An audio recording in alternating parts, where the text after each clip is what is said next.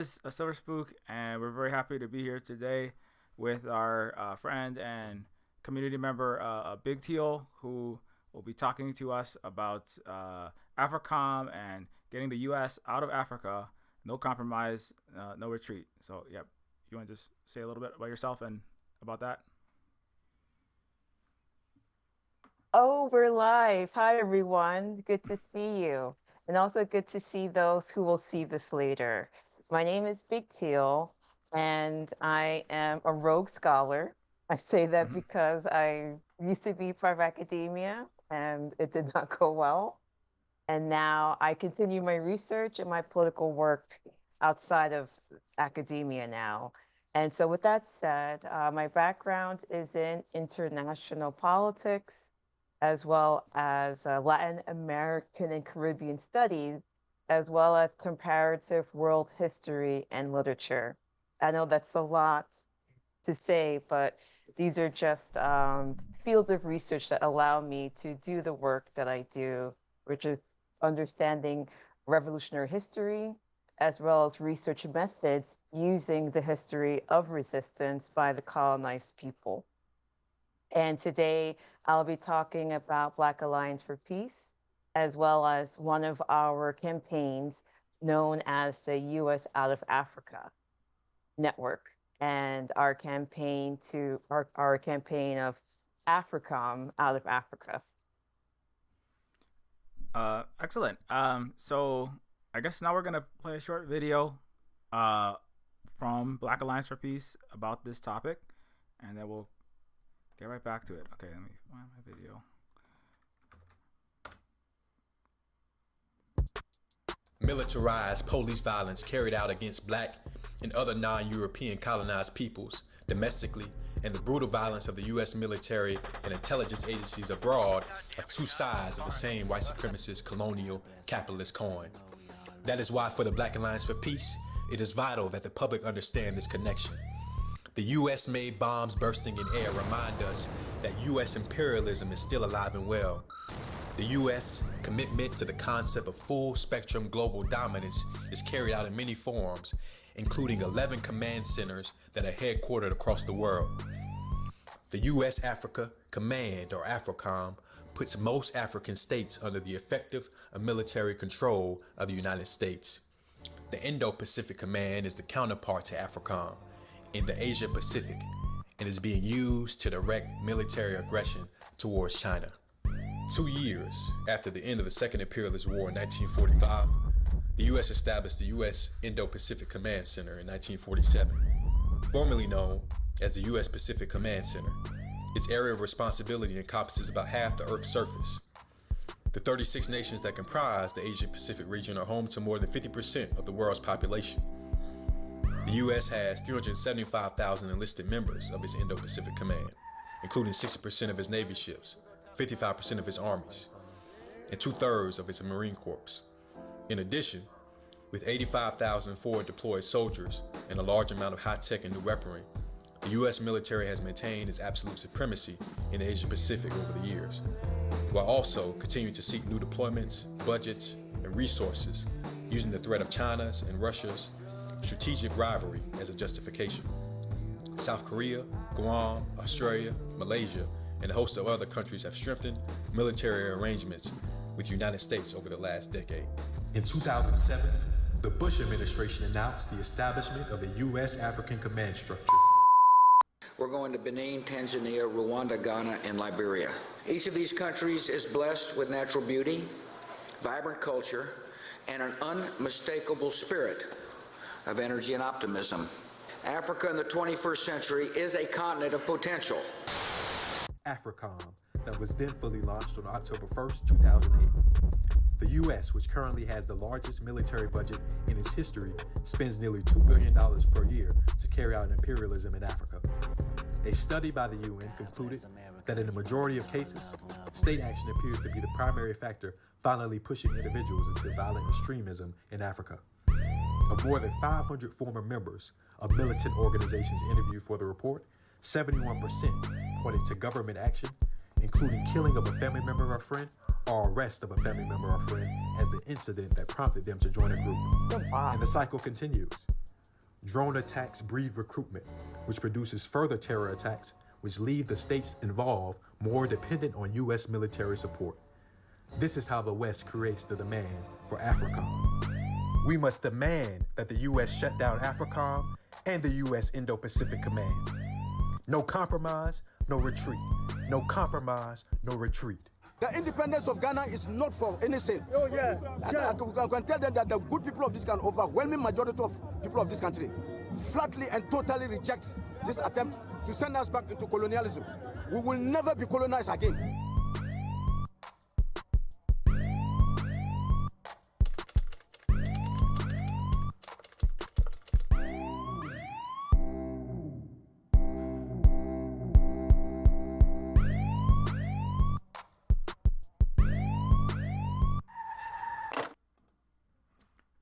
All right, so that is the that's the Black Alliance for Peace, U.S. out of Africa. Anything you want to say about that?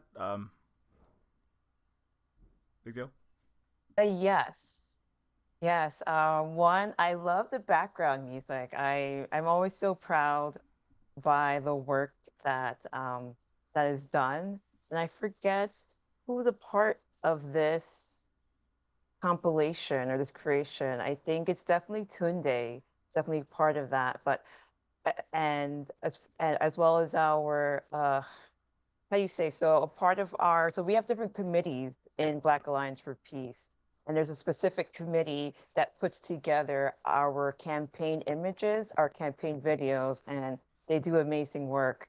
And one thing that stood out to me that I would like to highlight is the connection that the Black Alliance for Peace makes between the Indo-Pacific as well as Africom, and how this is a twin kind of pillar of Western militaristic hegemony that I thought was very insightful, because a lot of times when we think about, or a lot of times it gets presented, whether because of lack of historical understanding or maybe just fragmented understanding, sometimes the colonial struggles can be seen as very separate. But the US, it's clear that every time that they put a military base, one, to seize land, is also part of their calculus to maintain control over people and their land by force, right? No one asked the US to come to Hawaii or the Pacific, and no one in Africa had asked them to come to the continent as well. And so I appreciate that we see Africom as the latest extension, because as the video said, the Indo-Pacific was started in 1947, if I'm not mistaken. And so Africom is just the latest extension in this. And I appreciate at the end where we see people, local Africans in Ghana, for example, they're saying that we will no longer be colonized. We don't have to accept these terms of taking the country, especially from an economic dependence, now to a military dependence on the West. Yeah, totally. Yeah, I did appreciate that, how they added the Indo-Pacific Command as like a.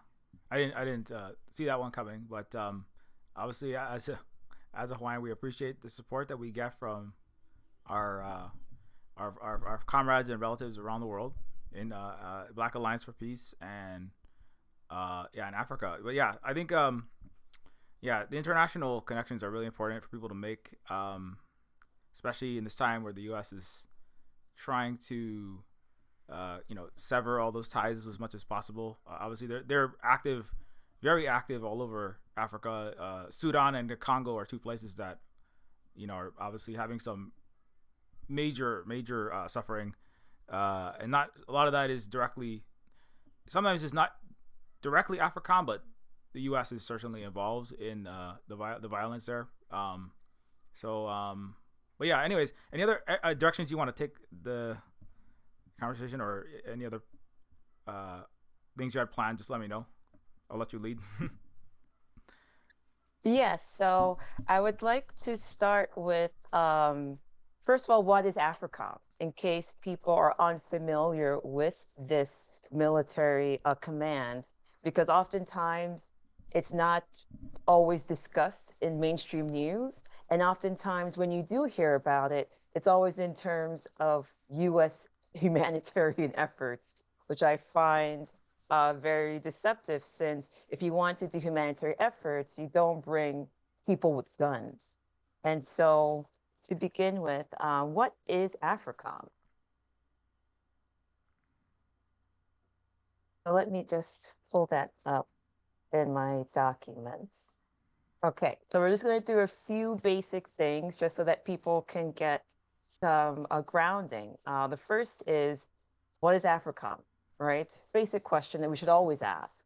So the United States Africa Command, known as Africom, is one of the 11 of the U.S. Department of Defense combatant commands with a geographic function and mission that provides command and control of military forces.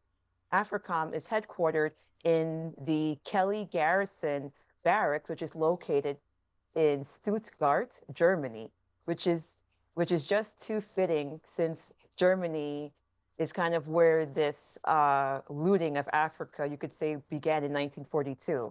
But I'll say more about that longer historical trajectory, which Africom is just the latest development. And Africom is responsible for all U.S. Department of Defense operations, exercises, and security operations on the African continent. Its island nations, as well as its surrounding waters. That's why we could see right now the U.S. has just deployed their ship right off the coast of Gabon lately in response to Yemen.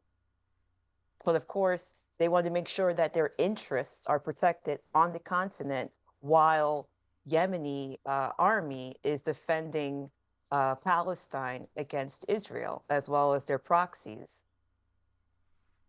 And so to continue on, Africom initially began in 2007. And I'll say more about that, because yes, Africom was deployed under Obama, what we have to call Barack Obama, but it was not created under his administration, and became fully operationalized by Obama in 2008 of October 1st.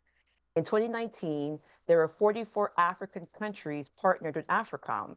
Africom's role is to support and work in tandem with U.S. foreign policy in Africa to support its national interests, as well as working with other European countries who are also imperialists, as long as NATO. You can't talk about, when I was doing my research for this, it was difficult to, how do you say, not include France in this conversation about what's happening or the military instability in Africa.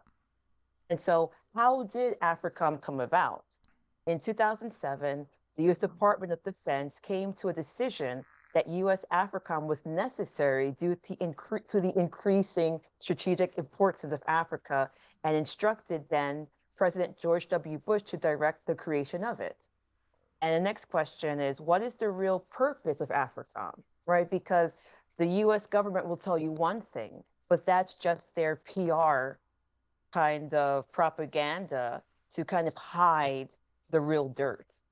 The real purpose of Africom, however, is to enable terrorism, while at the same time prosecute the war on terror in Africa.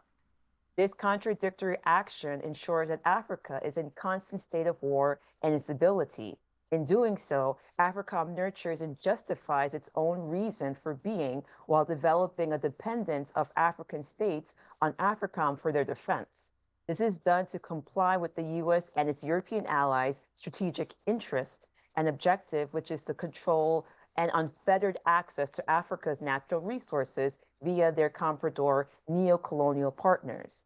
Research data shows that since the founding of Africom, there has been a marked increase in terrorist groups operating in Africa. The dependency on Africom by partner African states also facilitates the training of most African military by U.S. or NATO forces, thereby increasing their allegiance to U.S. imperialist interests.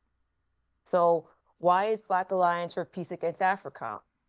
As referenced in our Principles of Unity, BAP takes a resolute anti-colonial, anti-imperial position that links the international role of the U.S. empire, which is an empire based on war, aggression, and exploitation to the domestic war against poor and working class Black people in the United States. And I want to say a little bit more about that before I go into what can be done. And so that's another reason why we have the Africom, the U.S., how do you say, the U.S. Out of Africa campaign as a way to educate people about the U.S. foreign policy on the continent, but also to make that connection of what's happening within the United States.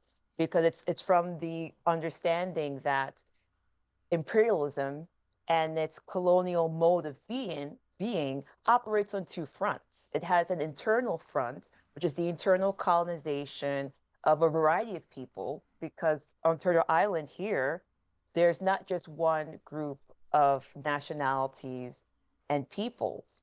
And so there's a strategy that is then used here, which I'll talk more about, is the 1033 program, which is the US actively funding the militarization of its policing, which is in connection to their militarization or their military control of the continent. I remember hearing, also not just the continent, I also want to talk about Africom also operates in the Caribbean as well.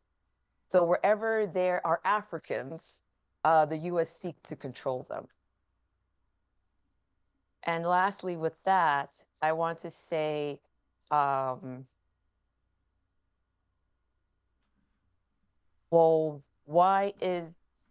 what can we do about it? And I'll say that more towards the end about where people can get involved, or just to learn more.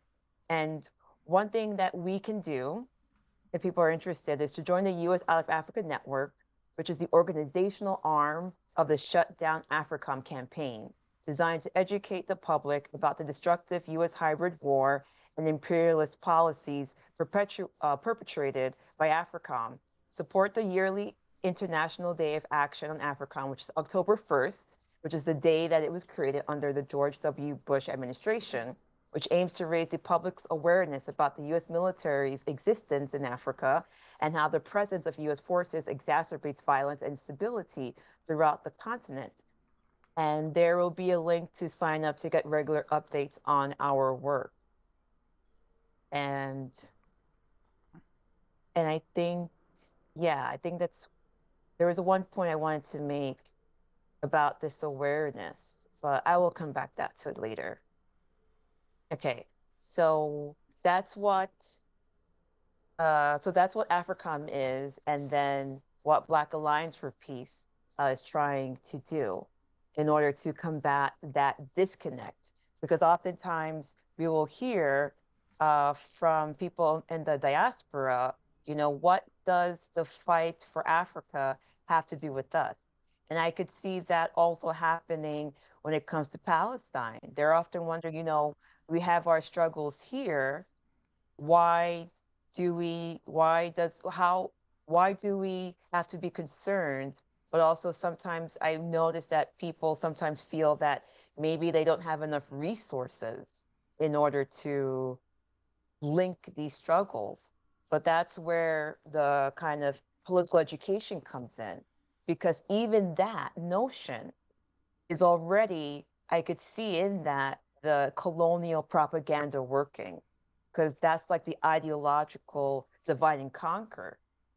And in order to kind of fill in that gap, you can say, is that understanding why, understanding that this is part of what I mentioned about the hybrid warfare, because the way that the US will fight Africans in the United States and in diaspora and the continent may not look the same, but they still have the same intention in mind, which is to seize land and seize people for their economic purposes. For example, what's happening in Niger recently, where France, rightfully so, is getting the necessary attention about their colonization that has been going on for centuries at this point. And Niger finally was able to develop its forces enough to say, hey, we don't want you here. But with that said, Niger is known for its resources. And that's where a lot of where France gets their uranium to heat their homes in France, but also to develop weapons as well. And it's the same thing that the US is doing. But it seems like the US is getting a little, how do you say, it's becoming secondary to France. But the US is seeking to replace France in this way, because and why I bring up Niger in particular is because right now the Sahel region is getting a lot of attention. And if people are unfamiliar with the Sahel, it is a it is a region, it's like a geographic region that spans all the way from the west of Africa to the east of Africa. And what you notice about that, what I've noticed about that, is that each of the countries that are part of the Africom command are part of the Sahel as well, except I think for Sudan. I'm not too sure yet. On a recent map that I looked at, it was not colored in. So I find it very interesting that the Sahel region is also where the US seeks to renew its foothold in Northern Africa. And something that I want to come back to, where I mentioned earlier that the headquarters for Africom is in Germany. And I find that so fitting because Germany was what led the 1492 scramble for Africa. This was the original scramble. And they're here to, how do you say, one term I want to borrow is that many of us would argue that Africom is the recolonization of Africa, or what's commonly known as the Scramble for Africa 4.0. And so Africom is part, and I mentioned the headquarters of Germany, as well as the first Scramble for Africa. So we understand that Africom is just the latest in a larger, centuries long conquest for the continent. This is not an old struggle at all. And so, and our understanding of Africom is also having an updated understanding of what neocolonization looks like on the continent today. Okay. Are there any questions that you have so far before I move on? No, that's yeah, no, it makes perfect sense. I mean, if you have like what you want to say, yeah, you can go ahead and keep going. Yeah. Well, I will say one more thing, and then we'll get your input because I would really appreciate that. Okay, so back to making this connection between the continent and the diaspora, but in U.S. specifically. Like, for example, when I was preparing for this presentation, or preparing for this discussion, rather, I was really thinking about George Floyd back when there was the uprisings. And I remember hearing people from Haiti were in solidarity with what was happening in the United States during that time. And they said that they relate to this so much because they feel like the US has its knee on its neck economically and politically. Right now, Haiti is an active resistance since its independence in 1804, and they're still fighting now. And so this has become like a metaphor for how Africans on the continent feel. Because look, they're also being policed as well, but it's called military. But also the BAP Alliance for Peace campaign for U.S. out of Africa is a way to also put the liberation of Africa back on the agenda of activists and organizers.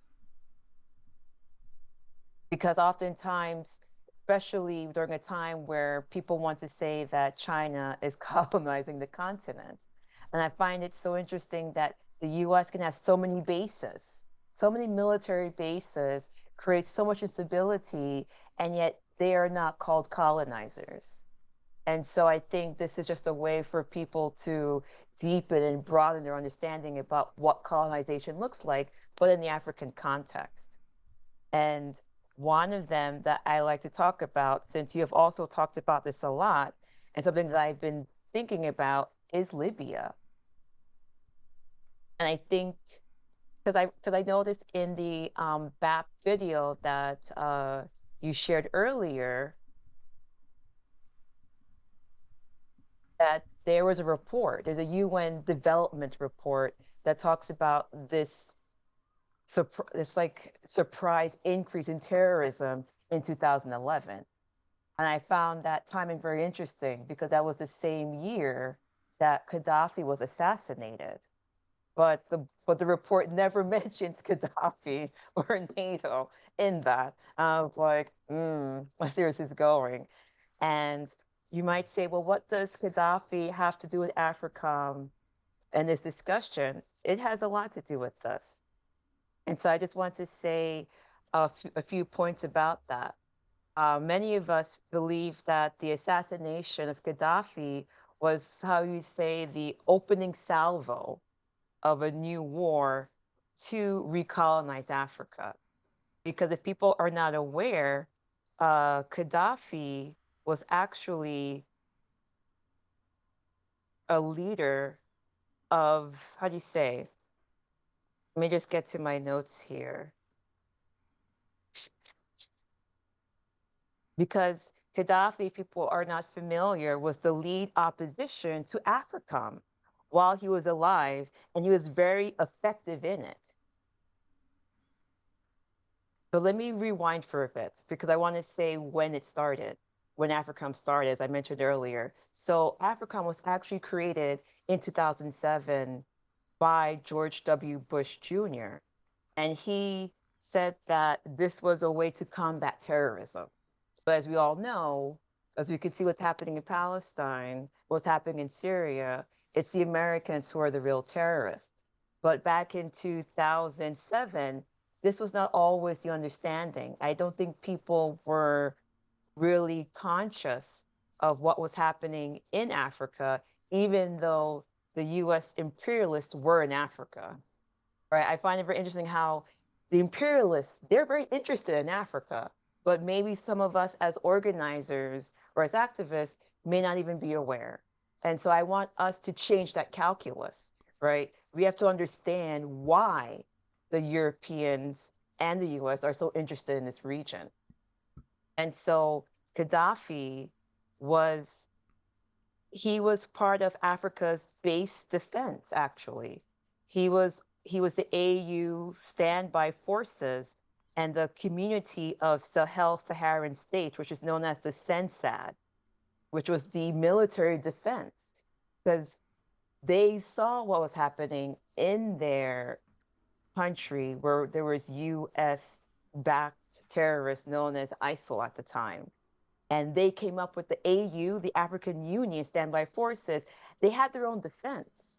They had CENSAD, which is the community of Sahel-Saharan states. So this is before Africom was even created. And this was created in 1998, mind you. And it was headquartered in Tripoli. And this was a Libyan-led counter-terrorist structure. So why did the US have to come in and save Libya against terrorism when Gaddafi had already created a structure in place?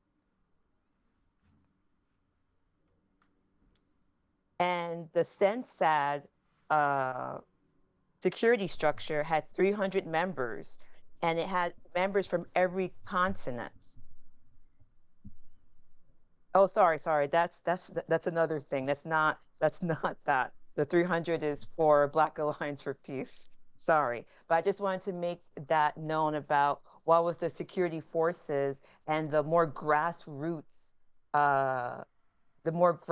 efforts to deal with terrorism in Libya. And I also mentioned Libya because when you look at the map of the African continent, I noticed that Libya sits right in the center above the Sahel.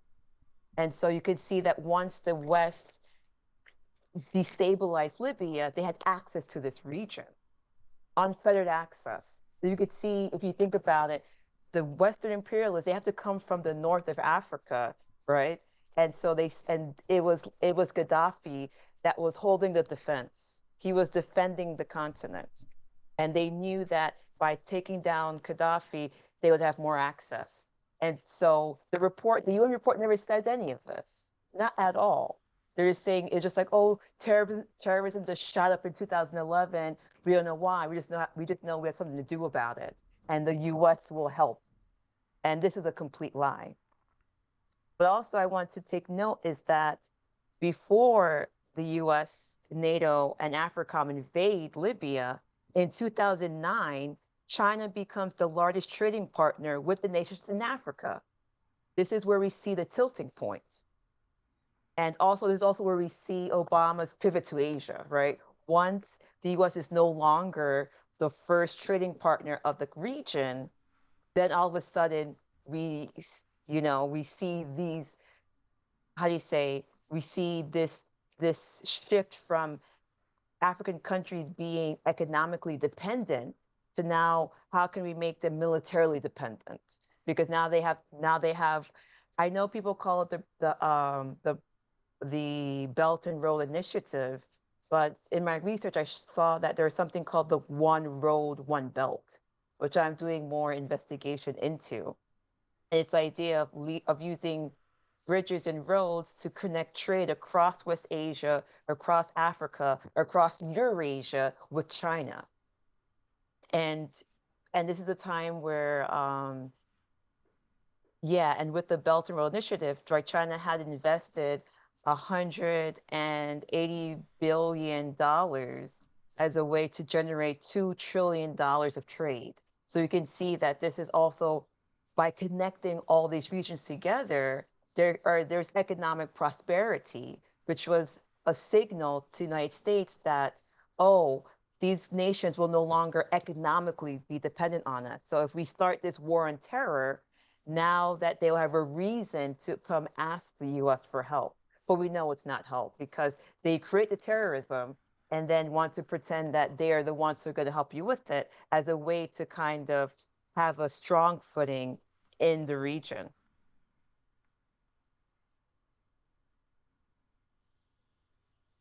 Okay, so the reason why, now I want to get back to the headquarters. So when Africom was first created in 2007, and George Bush was looking for a place to headquarter Africom, and not one country would accept this.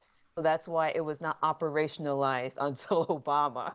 No one wanted to be a part of it. But of course, Flick Obama was able to get Germany to go along with it.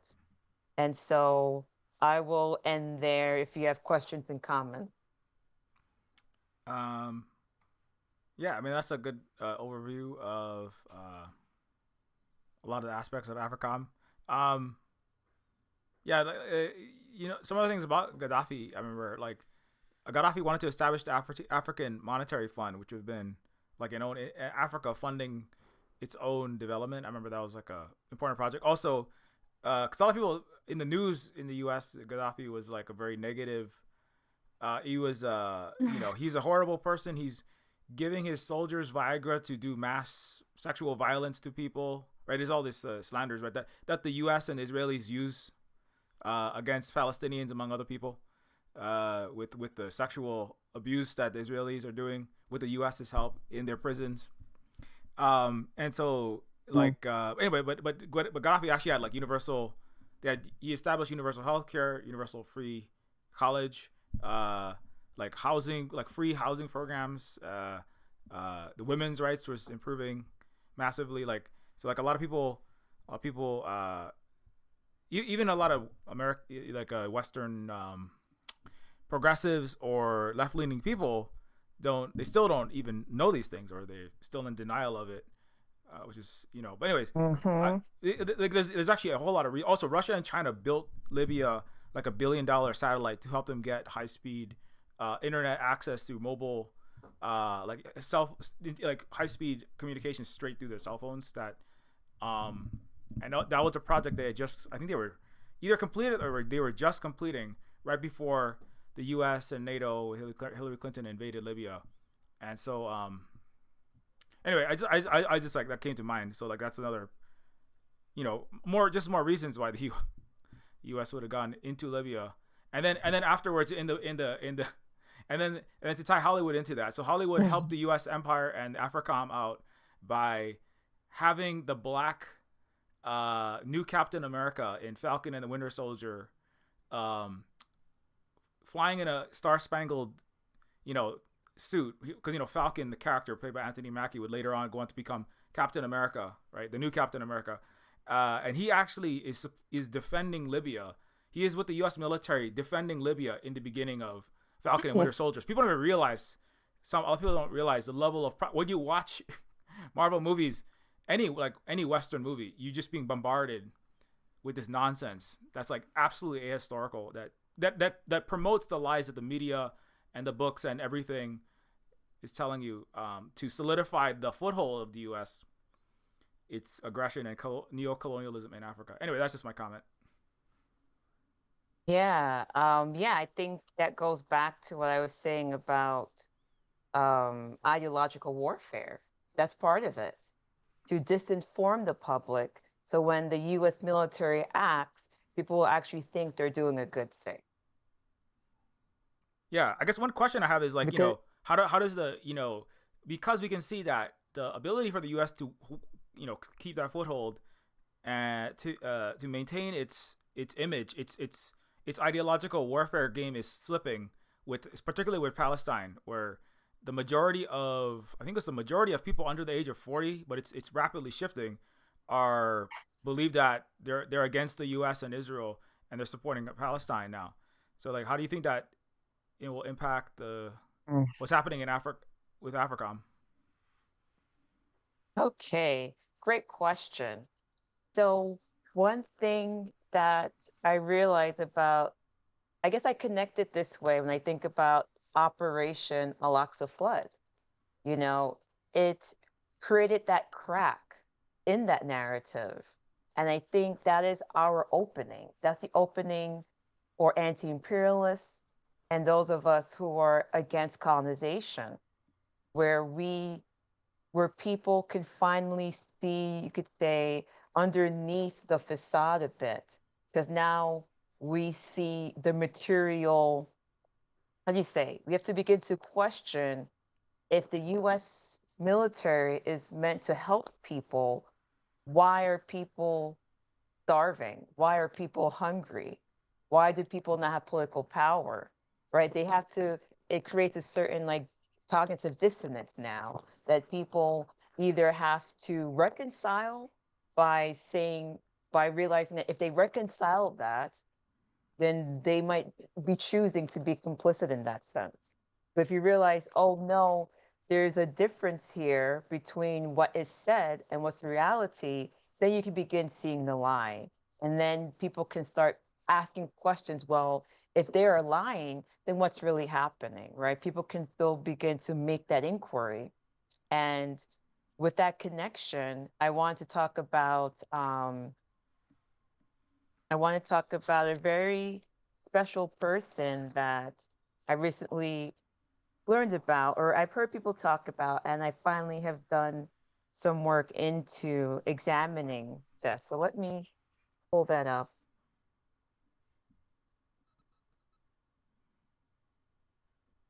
I want to talk about, because that comes back to the earlier point I was making about when people think that the struggles of other colonized people may not be parallel or linked to their particular liberation struggle. And there is someone people may not know. If you did not know her, her name is Fatima Bernawi. She's an Afro-Palestinian freedom fighter who was part of the Palestinian Liberation Army. And there's an article, I think I don't know if I shared it with you. It was the Africom Bulletin. I'm not sure if I got that one. Yeah, because I was afraid to overshare. Oh, well, yeah, you want to share it on your screen, or you can send it to me. I'll if you want to share it. I'll, okay, now I have to figure out. Ah, yes, I just want to share this. I want to share the correct one. So yeah, I'll share it with you. And then you could share it. Okay. Hmm. Because my screen will do something else. Okay. And also, this is a response to your question as well.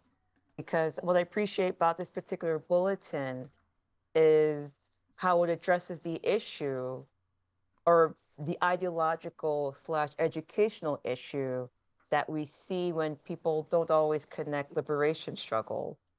And so here I just want to say a little bit about who she is, and then I'll expand on that. As he says that it is appropriate here to mention our famous Afro-Palestinian freedom fighter named Fatima Bernawi, who was 9 years old at the time of the Nakba. She later joined the Fatah movement and was reportedly their first Palestinian woman jailed by the Israeli offensive forces for being involved in the planned attack. After spending 10 years in jail, she was released in a prisoner exchange and then went on to work with the PLO chairman, Yasser Arafat. And if that's not a connection between the African and Palestinian struggle, I don't know what is. And I want to take a moment to read the comments because I see that Monogatite has joined us. Oh, hey, Monogatite. Hi.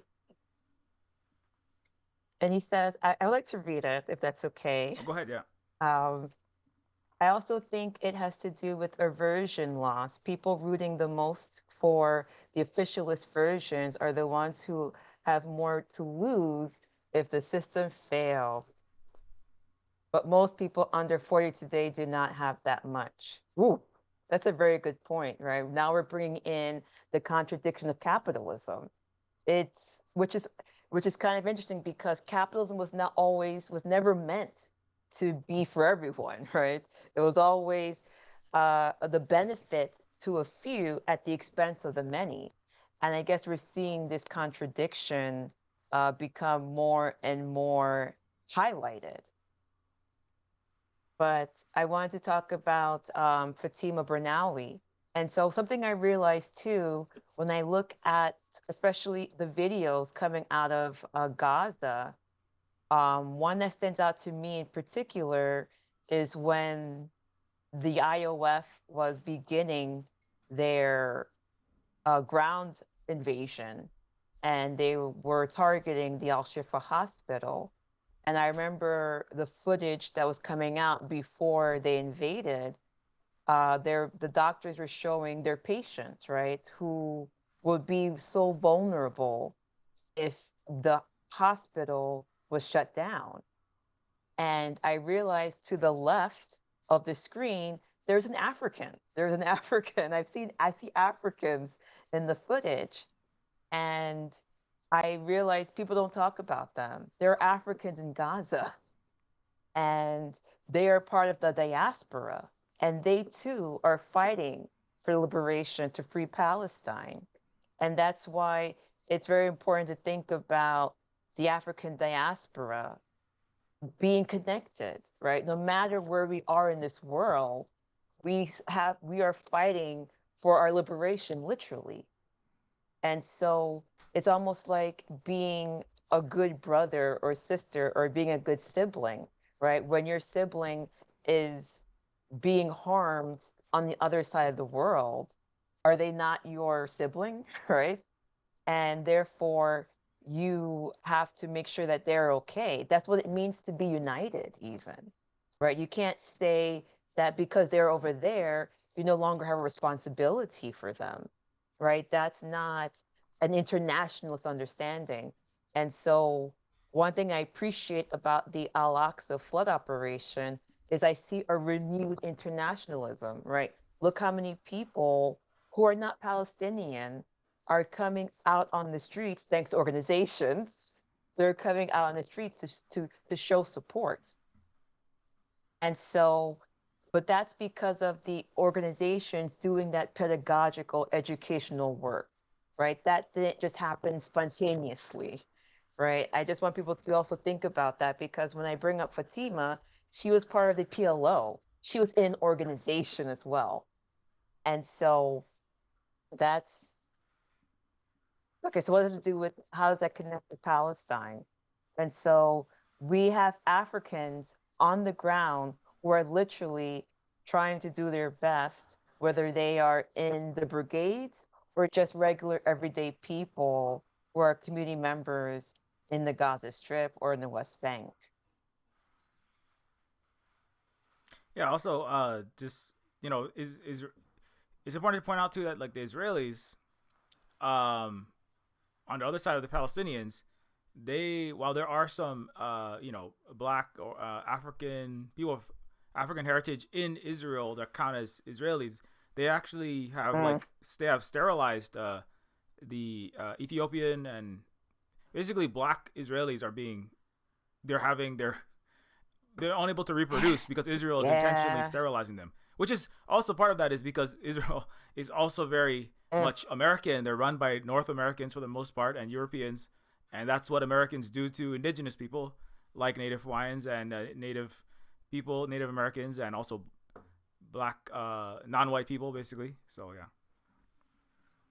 Exactly, right. As soon as you said that, I was like, oh, that sounds very familiar. That sounds like, and even what they did to the Haitian prisoners, right? When they detained them, they took wombs out of people, like the nerve of these people. But that shows the violence that they are willing to go through. That's why the military objective is so important for them, because that's the only way that they can tamper down resistance, right? They're not just violent to be violent, as abhorrent as that is, because they also know that part of the logic of oppression is resistance.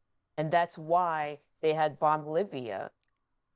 Gaddafi was the leading military defender of the continent. And they knew that. So Libya, we must also think about it, is also a calculated, how you say, a very calculated strategic plan to leave Africa defenseless. Because think about it, I could imagine. I always wonder sometimes, what would have happened? What would the George Floyd rebellion look like if Gaddafi was still around? Because I think about how many Africans wanted to come to the aid of us in the United States when that happened, but they may not have the means to do so. And that's exactly what the US and their Western allies and their proxies, who are not always Western, have in mind. They don't want us, because right now there's barely any regional military on the continent that's not trained by Africom or NATO. And so Africa doesn't have its own military. And the only time it had a military for itself was under Gaddafi. Okay. So I still want to talk about this connection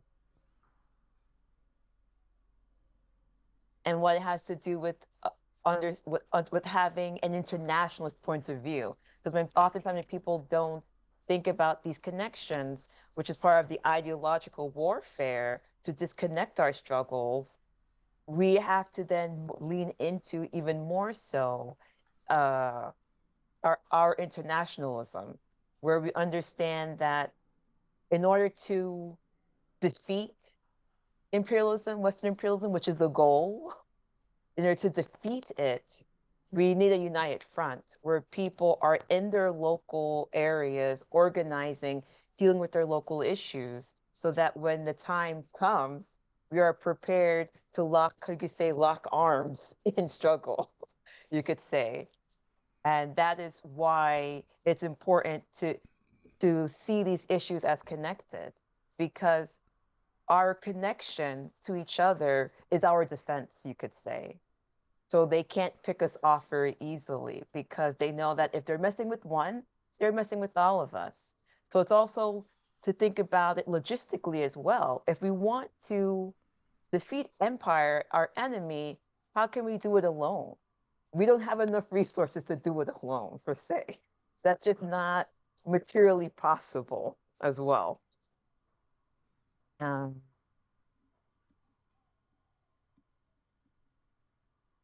okay, and that's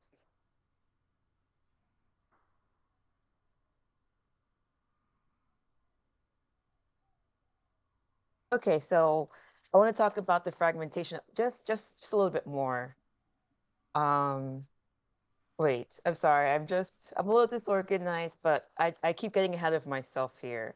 So I want to finish up about the renewed internationalism or an emphasis on internationalism as a way to connect different liberation struggles that are that we have because of Western colonization in our communities.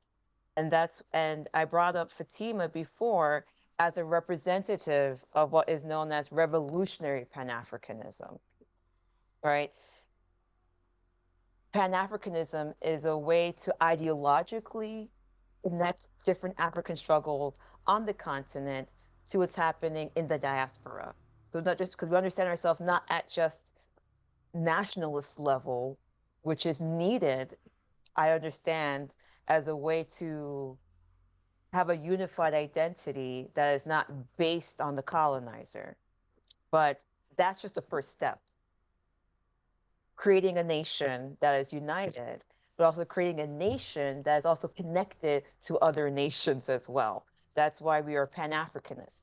But but thirdly, we are Pan-Africanists for those reasons, but we're revolutionary Pan-Africanists because we understand in our nation building and our connectedness to one another, it is the objective that we will defeat US imperialism. We're not uniting just to unite. We're uniting because we have a primary contradiction of Western imperialism. And where Palestine and Al Aqsa flood operation comes into this is that they are doing their part in this mission to defeat Western imperialism. They are the necessary link in the chain, you could say, right? They are the military wing of this. And that's where I see that connection that we, how can you say, like imperialism is like this big machine, right? Some people will grab it at the feet, some people will grab it at its hand, some people will grab it at the heart, some people will grab it at its head. This is how I've seen the international movement. We each have to pick our targets of Western imperialism and have a concerted effort and attack. But of course, it must be organized. That's the only way we can have it. And Fatima, I bring up because she was part of the PLO, the Fatah movement, right? That's an organized, disciplined movement. And why I also point out Gaddafi as well is that he understood this principle that if we are to defeat Western imperialism, we must be organized. That's why he organized the military defense. He was actually the president of the African Union as well. That it's no longer what it is now. Gaddafi is the last revolutionary Pan Africanist to head the African Union, which is supposed to be in the dreams of Kwame not, Nkrumah, was supposed to be the United States of Africa. That was the dream before the recolonization of Africa, right? That was what it was supposed to be when it finally got reduced to the African Union.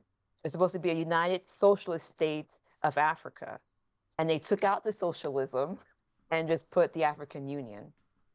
And Gaddafi was supposed to be, how do you say, he was the legacy of that fight for united Africa under socialism. And the US understood this, and we must also understand this. And he was also a strong defender of Palestine as well. Not forget that. I feel like I'm rambling off of it. But if I didn't answer your question, please ask it again.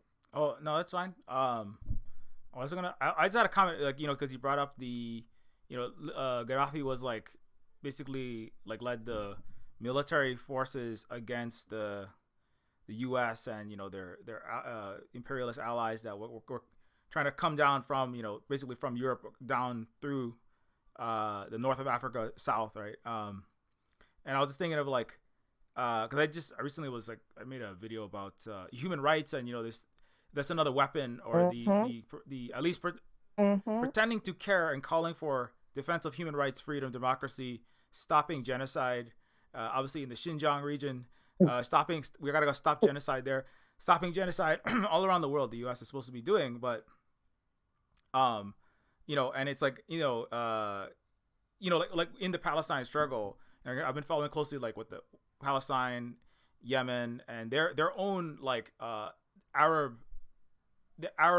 anti-imperial axis of resistance is basically what they call it, and Iran is a key figure in that.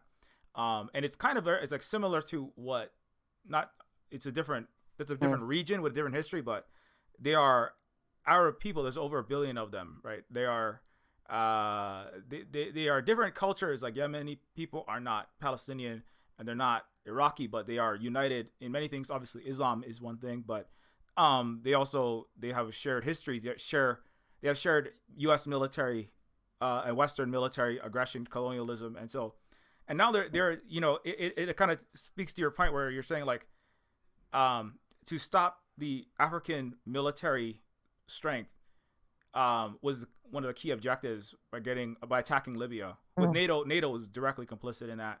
So all of Europe have obvious a partnership in that. France also in that, and so the human rights and this defense of freedom and human rights, and also like I was talking about how like people's we have to just bring this problem, right? Starvation in Africa, genocide in Palestine. We just bring it to the UN. Yeah. If we sue the United States, if we sue in the International Criminal Court, and I know there was the South Africa just brought the case to the genocide case against Israel to the court, and that's good. But at the end of the day, like while like I know we're talking about Black Alliance for Peace, and as a Native Hawaiian, in the heart and the head of the original COM, the Indo-PACOM, the Indo-Pacific Command, which is as was mentioned, is like the majority of the world's resources, population, and it's the number one target, which is China, is in Indo-PACOM.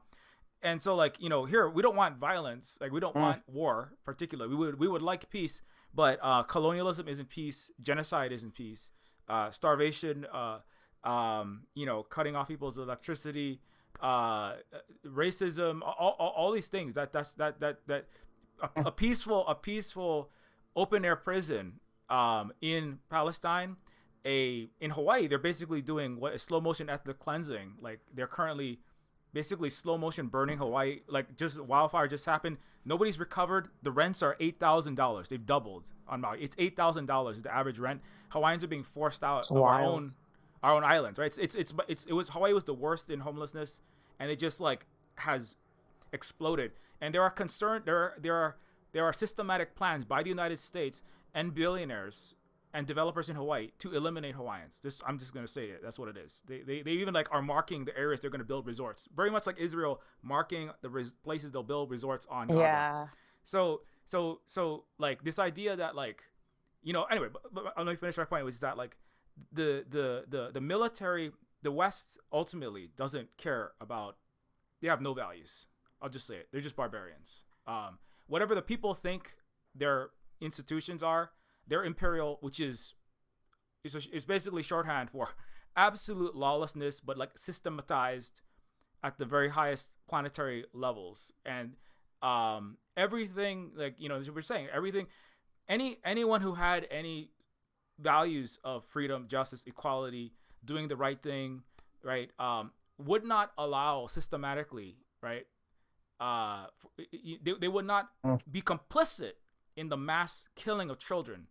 Every Western leader, president, senator, representative, Supreme Court, and many of our universities, many of our businesses, obviously, McDonald's, is part of that barbarism that is lawless. It doesn't care about any human rights, and freedom, equality, poverty, all these things that we would like to have in the world cannot be had they can be had only through direct, not necessarily military, not by mass numbers of killing, but without military force and military threat, such as that which Yemen poses, that which Hamas poses, right? That which, and ultimately Iran, China, the countries that have some amount of autonomy. In the Arab world, that's the axis of resistance as it stands. In many Arab countries don't have autonomy, like Saudi Arabia, UAE, these other countries. You can see them. Egypt is shooting down the missiles that are trying to stop the genocide that are shot by Yemen, and it's drawing into stark relief, right? And so and because the West responds to nothing but violence, they don't care about economic losses and violence.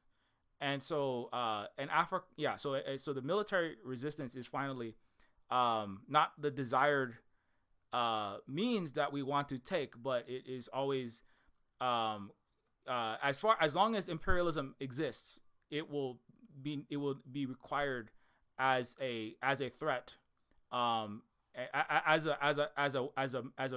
a method to get to the peace we would like to have, which cannot exist.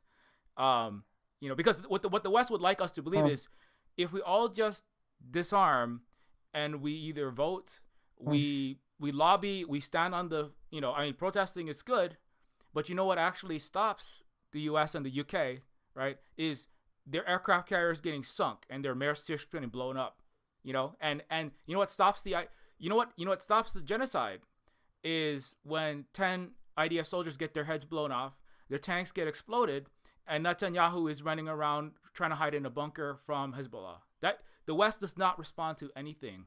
In the end of the day, if you do not have the military means to back it up, which is why they killed Gaddafi, they will kill you. And if they don't have to kill you. They can just subjugate you, and they can turn you into a colonized slave. They can do whatever they want to you, and they'll make you think that they gave it to you and they saved you by putting you into this position. So anyway, but long story short, I'm just kind of ranting now. But I think that's the important thing for people to understand is, like, because I see a lot of people say, if we just put the U.S. in trial in the right court somewhere, if we just sue them in the ICJ or the ICC or the ICJC or some international, the UN is a tool of the United States. It's a worthless organization, in my opinion. The calls are all happening between the Biden, Tony Blair, and Iran. They don't. The UN is a joke. The UN is, in fact, a fig leaf, in my opinion. It should just be dismantled. But anyway, that's just now it's my opinion. It's not. No, I would just like to add, like, I think what you're pointing out is kind of like is the liberal approach to it, that we think we will just legalize ourselves out of this, vote our way out of this, and everything. They think of everything else but organized resistance. I'm like, why is that not on the table? So I would say that that's the liberalism trying to do capture to maintain the status quo, because we have to now go to a court that has shown itself not to do anything when it's clear to everyone's eyes that a genocide is happening. It's been happening, and they've been able to be quick with everything else but this. It's very revealing, and I think that's showing the limits and the failure and the complicity of liberalism. But also, this means that something we like to say in movement spaces is that we are not outnumbered. The enemy has out-organized us, and they're disciplined, and that's something we're going to have to, how do you say, remedy. Because the time is not long, and we only have so much time to figure out what our responses are going to be. How do we connect with other people, actually, right?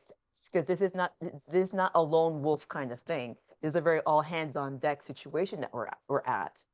And that's why I bring up people like Fatima, who was part of an organization, right? She fought with Fatah. She fought with Arafat. These were disciplined organizations, right? Al-Quds and brigades, these are disciplined people. When you look at how they work and how they move, that is not random. That's discipline, that's organization, that's a commitment to a long-term strategy that I think people have to kind of get educated on. We don't, where are the schools, these centers of education are not going to teach us how to organize our resistance. This is going to be a homegrown kind of thing. And so we are not outnumbered, we're just out organized. And that's what has to change. And I just want to get back to the point about the Indo-Pacific, because the time when it was created, it's very interesting, right? It's also when the World War II was ending, but yet the US puts military bases in Hawaii. And I'm beginning to realize maybe that was the blueprint, right? Hawaii was where the US empire learned how to do domination and control, because that was the first one that made the others. And so that's something why I find your work so valuable, because it's like a historical lesson in the early military strategy that we're seeing continue to play out. Because while the US was in Hawaii, the Western Europe was still running the show in Africa. And then once they solidified their garrison, which is also a land seizure, right? We have to think about military as well as another way to steal land by force so that they can carry out their agenda. And so we can see this long line from the Indo-Pacific and how the strategy has been playing out for almost a century now.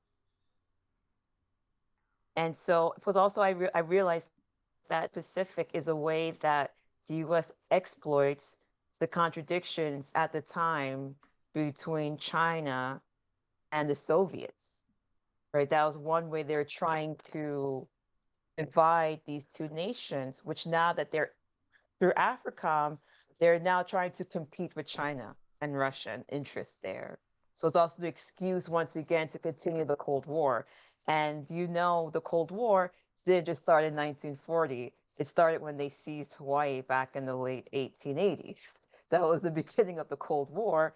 So we see the beginning of the Cold War and now hopefully the end of the Cold War in Africa. Yeah. I mean, yeah. The Cold War is a war on for capitalism to suppress the spread of communism. Then yeah, if Hawaii was, I argue Hawaii was the most advanced socialist country at the time, so that was a Cold War move for sure, in Hawaii, and then and then of course Sun Yat-sen was the Hawaii educated, Hawaii raised Chinese person who led the revolution that Mao would later continue, and then continues to this day. I mean, an important thing on like the organization of, I think like a lot of lessons, because you talk about how like we're a lot of peoples are out organized by imperialist, capitalist, neo-colonialist forces, and I think like I would say like there are some parts of the planet, obviously the places that are the number one enemies of the U.S. and its friends, right? Like China, and not just China, many other places in their orbit. A lot of the many of the Belt and Road or BRICS countries, many South American countries have better understandings and better organization than certainly the South and Central America, better than North America in many ways, for many reasons. And like, right, and so they're like, you could view like the U.S. backed far right chainsaw wielding Milei, new Argentinian president. This guy is a mess. Yeah, the guy is a case of some kind, and he is but but kind of like the strategy. A lot of people look at him and he's like, oh, he's bad because he says racist things, or he says ridiculous things, but what he has done is pulled Argentina, which was set to join, right, the China led BRICS alliance, and he pulled them out, and now I believe it is Bolivia or some other else, possibly Bolivia, but we're not sure yet, might join that alliance. And so but that's kind of an attempt to break the organization that has been building, in places like Venezuela, in Bolivia. Obviously, Cuba has been always champion against the United States, that it can never seem to overthrow, despite being so close to the border. And so like so like these other places have like a lot of places to. They have a lot of experience and organization to, and they have examples to the people in the U.S.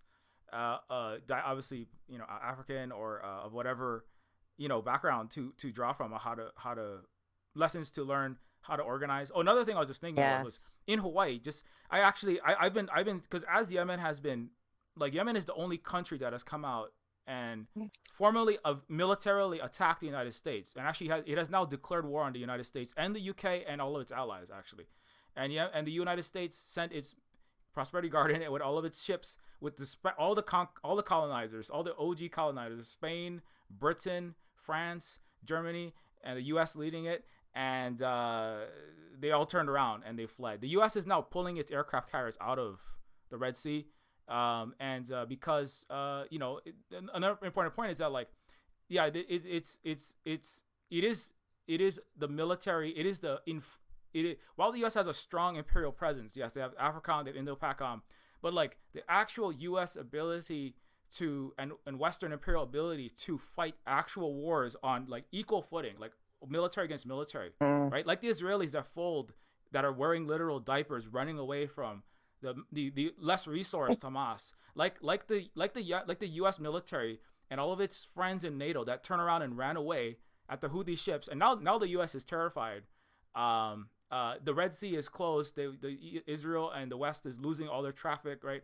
And even whatever you think about Russia, Russia revealed that the U.S. and all of NATO cannot fight a war. It was all of the West against Russia, and Russia just ate them for breakfast.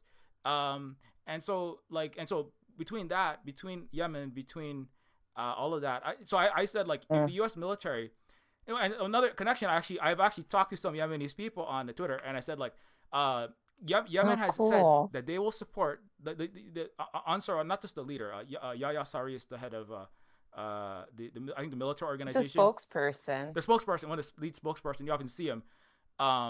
But like he said, and it's not just him, and the people have echoed, they said, after Palestine is liberated, any people that is oppressed under colonialism and imperialism of any race, of any religion, anywhere on the planet, the Yemenis people and our military forces will provide assistance. So I actually directly said, Yemen, if you would like to stop by in Hawaii, because in Hawaii we have an illegal U.S. military occupation, the Indo-Pacific, the original, the biggest U.S. imperial forces. So I said, Yemen, please bring your ships to Pearl Harbor, because they are committing violations of international law in Hawaii. They're banning language and culture. They're forcibly displacing Hawaiians. They're bombing illegally. The U.S. military is illegal here. So I mean, and I sometimes I'm throwing that. Obviously, I am not the head of the the Hawaiian sovereignty movement. I cannot speak for all of us, but I'm just like I throw that up to other Hawaiians. I saw other Hawaiians that are even more involved than me. Nice. Like Jamaica Osario is an organizer and a longtime Hawaiian anti-imperial activist. Said, they were like saying, I love Yemen, and because I really feel like it seems kind of like, people might say, Silver Spoon, that's impossible. There's no way that the U.S. military will be defeated in Hawaii. Well, the United States military has already run away with all of its friends in the Red Sea. Its European buddies are even further away in the Pacific. Number two, Malaysia has joined in the supporting the Yemen blockade. So Malaysia is closer to the Pacific, so I really think that, I really think that once the paper tiger is revealed for who it is, the boldness of I think the great thing that Palestinians and Yemen have shown is that, like, being the poorest Arab country, if you have they're the poorest Arab country. They're per capita like 1,000. I don't know what it is, massively poorer than the United States, but they have the organization, they have the will, they have the consciousness, and they have the anti-imperial, and they have the moral weight. They have the moral support of the world, right? Because the people of the world understand. Even the levels of brainwashing people have experienced under capitalism, colonialism. People understand that what's happening in Palestine is wrong, and I really feel like the days of the U.S., if we, as you said, like have, are organized and we interconnect across these international many of these fraudulent lines that never really existed. The Pacific is not even Polynesia, Micronesia, Melanesia. These are fraudulent lines that were constructed by colonialism. We're the Pacific Austronesian peoples. We're not all identical, but we were traveling and rapidly. We were doing basically the Belt and Road of the Pacific very recently, until Spain and the United States cut us all off. And if we reconnect, I'm not. That's just one idea. Which is that countries could call for axis of resistance anti-imperial forces to simply come into an area and say, what the hell is this U.S. military base doing in Guam? What the hell is this? I want to say Yemen ships could come to Okinawa and say, because it seems so solid, right? To as you said, people that are more bought in, like Monogatake said, people are more bought into. Oh, the U.S. and the West they're impervious. They're unstoppable. Like, no, they're not. No, they're not. If somebody has enough balls and enough courage to militarily go in and challenge any U.S. base, any NATO base, any imperialist base, anywhere on the earth, I will give you a very strong dollars to donuts that they will fold, just like they already folded, and I need to see more of that. Yeah, I couldn't agree more, especially about your point about occupation. I think that's kind of the link to Palestine. Every US military, every Western military, every proxy is an occupation. These are occupied lands. We're all united by occupation of some sort, and not just our land, our minds even. I remember there's a speaker from Existence is Existence is Resistance, which is a local, not local, it's a US based, if I'm not mistaken, US based Palestinian diaspora organization. And she was talking about the occupation of the mind, even when people side with empire or side against their own community's interests in the hopes of getting some part of the loot. This is an occupied mind, right? We could take it one step further than just being colonized. You're occupied. You have the imperialist in your mind dictating the terms on which, dictating on their terms how you must win and be successful. And so, because we're all occupied, we are trying to liberate ourselves. So we're also united in our realization that this oppression cannot continue anymore. Yeah, exactly. It's like, we have, you have nothing to lose but your chains, and then your mental chains are some of the strongest chains. And I will point out, because something I maybe I'm in a weird state, like kind of like the subtitle of this for me was called the 11th hour message. It's something I realized, all the revolutionaries we love to read, where it's Mao, whether it's Nkrumah, where it's Cabral, they were all part of organizations. I'm always confused about how do you read these books and not take away the fact that they're in organizations. People we love, for example, Eugene Puryear from Breakthrough News, he's a Black Alliance for Peace member. Jackie Luqman, Black Alliance for Peace member. Even Dr. Jared Ball, people don't know this. He's a part of Black Alliance for Peace. You have to have people in different arenas, because our people are workers, right? One thing I also want to connect this is that a part of our internationalist mind frame is also a class mind frame, right? We are also workers. We are also peasants, right? We are also farmers. And we need all kinds of people to be part of our movement. And so I just hope, and I remember someone saying, I'm not sure if it's Joy James quoting someone else, but Dr. Joy James has an essay saying, revolution is not a tea party. Like Yemeni, they're not sitting around only reading books, right? They have to do training, first of all. Mm-hmm. How do you use your weapon? What's your formation even, right? Where do you go, right? I don't want to get into military tactics because I think that's something people as organization must decide for themselves. But every person, every revolutionary that you read was always an organizer, always.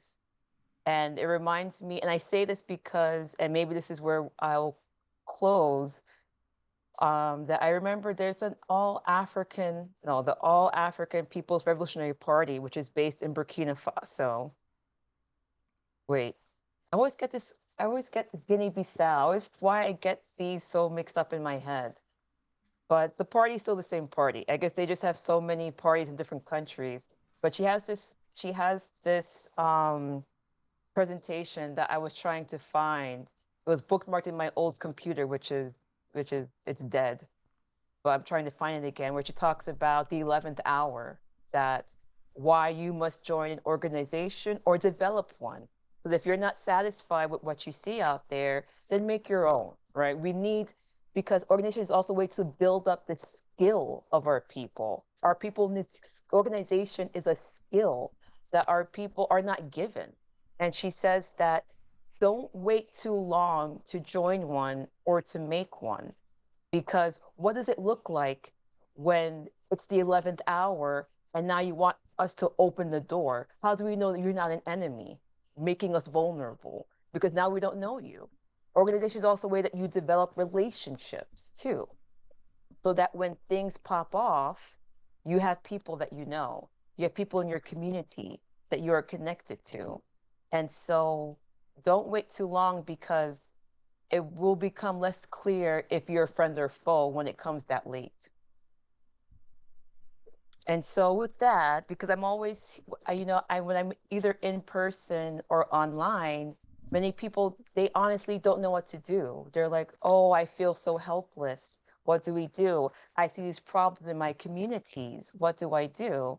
And sometimes, if they're really meaning what they say, I was like, oh, there's this organization called Black Alliance of Peace. We have events, and maybe there are some skills that you could learn there that might be helpful for you, because some people, they don't know what organization even is, right? They're like, what's that? Um, and so I will tell them about this. And I'll give an example for me, for example. So before I joined Black Alliance for Peace, um, I went to most of their events. I read a lot. For example, Hood Communists or Black Alliance for, not all of them, but even Hood Communists and Black Agenda Report, like Margaret Kimberly, for example, and Ajah Mubaraka are Black Alliance for Peace members. And then, so that's one level of engagement, right? Go to events, see who these people are to begin with, like who is in your community. Go to events, what their people are like. And then also, where I am, so Black Alliance for Peace is a national organization, and we have many members in a variety of cities and a variety of states. And so, but also people who are Black Alliance for Peace are also part of local organizations. They're not just only a part of Black Alliance for Peace, because that's a way of doing local initiatives. And then we have regional how do you say, groups. And that was based on the local initiative of the local organizations. And the Northeast, we finally got a coordinator for a region. It took some years, but that takes organization. That's not just going to happen in a blue, that's also a part. I think people have to realize organizational work is that daily, not exciting work. Like, it's a lot of paperwork too. It's a lot of call making. It's a lot of emails. It's a lot of corralling people. Oh, are you doing an event today? Okay, tell us about your event. Then we could do this and put it on our bulletin so people know what they could tap into. And we finally I have to thank the Northeast regional coordinators who stepped up, right? There's a gap in organization that people helped fill. And I say that to make the point that, let's say the organization by you is not so great. Do you have a skill set that you think you can contribute to make it better?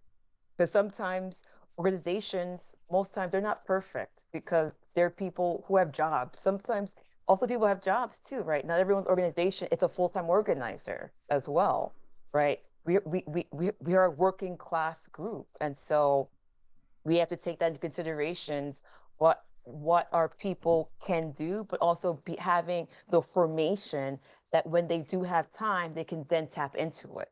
But it needs to be built first, because then when they do have time, there's nothing around, then we have someone stranded and not being organized. And so we finally have a New York regional coordinator. And with that, there are readings, but also how can I say? So I want to throw in this idea. It's called a work study. And a work study is where you do readings, but the objective goal is to have people ideologically prepared to do organized work. You're not just reading just to read. You're reading so how you can then now put this into practice. So that's why we call it a work study versus a reading group. And sometimes I'm afraid to say work study because I'm afraid people will get turned off, like, oh my God, it takes work. Bye. You know? I'm like, but I want to put this word out. It's a work study. And it's a different kind of reading. It's where you read for comprehension, and then what action can you then make based on your reading? That's what a work study is. And so it's something that we're doing. And plus, we have committee work. For example, the US out of Africom is part of the, oh my goodness, it's called the Haiti, no, I think it comes out of specific committee work.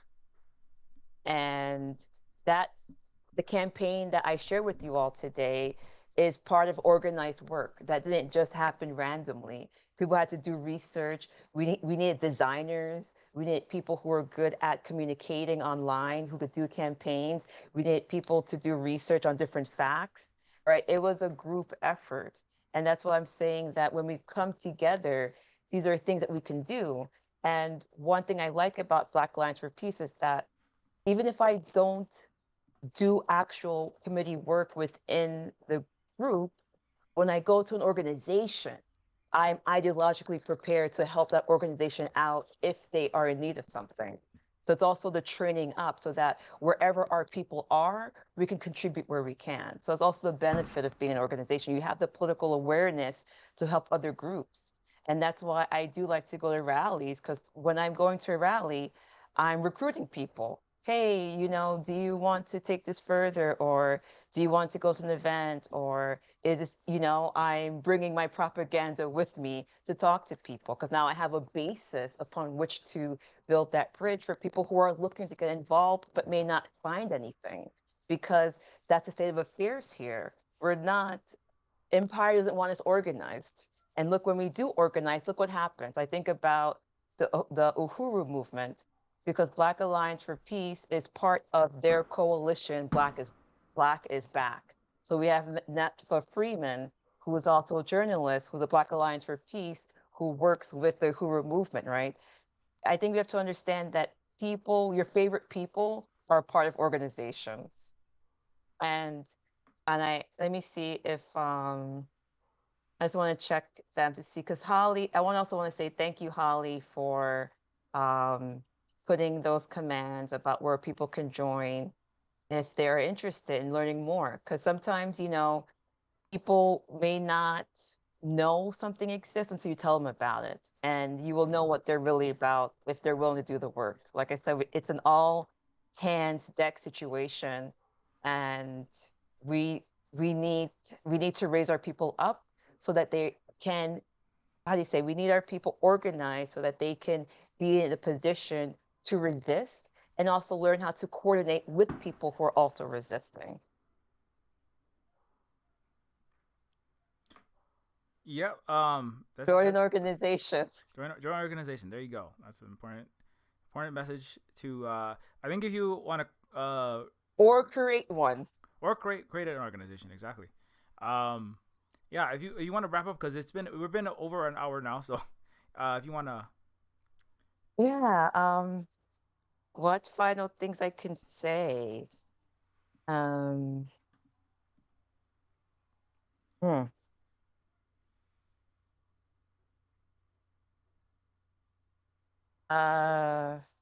What can I say? The primary contradiction is Western imperialism. And from that understanding, we must realize that this is the system that is causing global suffering. Even they have stated in Africom that they want to combat terrorism on a global scale. We must understand that as them telling us they want global domination. And it's not our job to concede that to them. So organize so that we can organize your resistance. No compromise, no retreat. Awesome. Well, the Hawaii Hawaii branch of the global anti-imperial struggle will concur with this, and yeah. Anyway, so I'd like to thank yeah, Big Teal so much for giving this presentation on Africom, why we need to stop it. Don't forget to follow the the links any that we have dropped. Look into Black Alliance for Peace and any other organizations. And anything else you want to say about places to visit? Yes. A Big Teal. Well, first off, I want to start. Where are my manners? I just want to say thank you, Silver Spook, as well as Holly, for hosting me today, and thank you for your work. If I don't know if anyone knows this, if you're watching this, Holly and Silver Spook are one of the most consistent political educators that I've seen out here. They're out here 3 times a week from since I've known them for the past 2 or 3 years. I'm always amazed, and it's people like that are the backbone of our international movement. They're there day in, day out, rain or shine, as they have to combat imperialism where they are, and they're still doing this work. This is a two-front struggle. We struggle while we struggle. We don't struggle because things are perfect. We're struggling because things are not perfect, and we have to struggle to come at the root causes of that, and that's colonization. And so I want to say thank you so much for your work, and I look forward to seeing you too on the battlefield. Yeah. We'll see the various battlefields to be on, and yeah, we would like to thank you as well. Big Teal, for being a part of the community for a long time and doing very important organizing with Black Alliance for Peace and many other I'm sure many other fights that we don't have enough time to go through every single one of them. But yeah, so it's very important work. And with that, I think we will say, you have any good closing lines? Make 2024 the year we all get free. There you go. Make 2024 the year we all get free. Okay. All right, everybody.